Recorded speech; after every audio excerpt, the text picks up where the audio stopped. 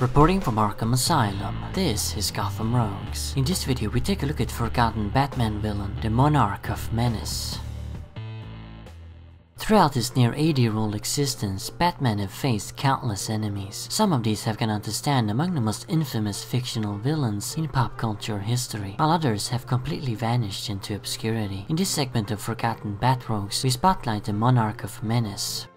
The Monarch of Menace, real name never revealed, was introduced in Detective Comics 350, published in 1966. The story, fittingly called The Monarch of Menace, was written by Robert Kanigher and penciled by Sheldon Moldoff.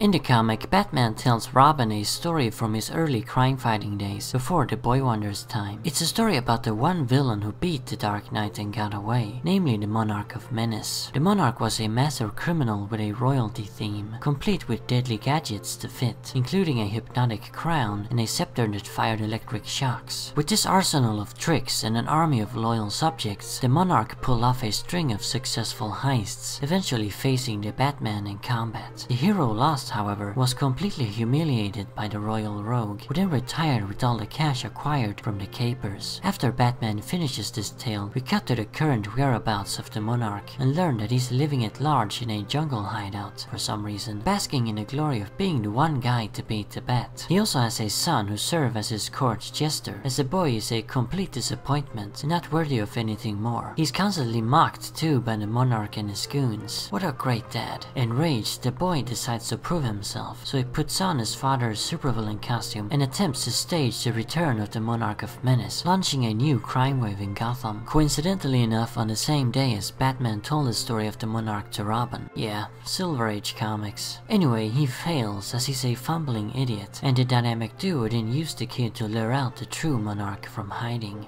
We didn't see the Monarch again until 15 years later in 1981, when the character returned in Batman 336. This story was called While the Bat's Away, and featured the writing of Bob Rozakis and Roy Thomas, while Jose Luis Garcia Lopez handled the art. In this comic, Batman is rumored to be dead, as he's been away from Gotham for quite some time, having fought Ra's al Ghul all across the globe in the previous issues. Now he's back, however, but during his absence, the Monarch of Menace returned and seized the opportunity to pull off a new scheme, namely to trick a bunch of D-list loser rogues, like Cluemaster, Spellbinder, and the Bouncer, who are apparently dumber than him, that he has the Batman captured and locked up. To continue keeping the Dark Knight imprisoned, the Monarch demands that these gullible loser villains pay him a percentage of their crimes, and so the morons do, until of course Batman returns and busts up the Monarch's lame plot.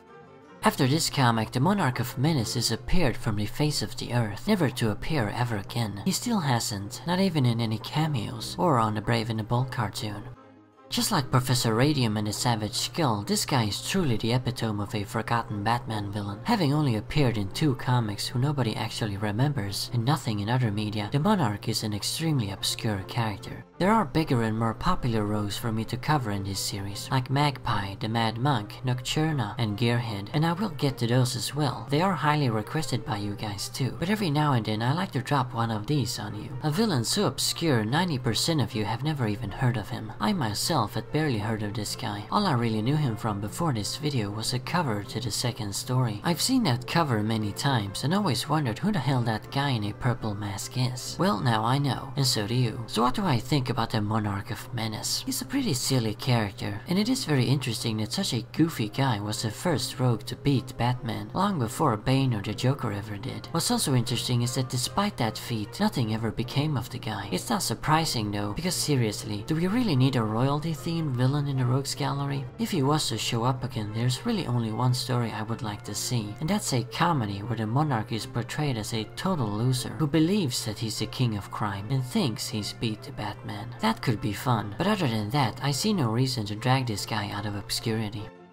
So there you have it. That's the story of forgotten Batman villain, the Monarch of Menace. And as always, remember, Arkham Asylum awaits you in the next video.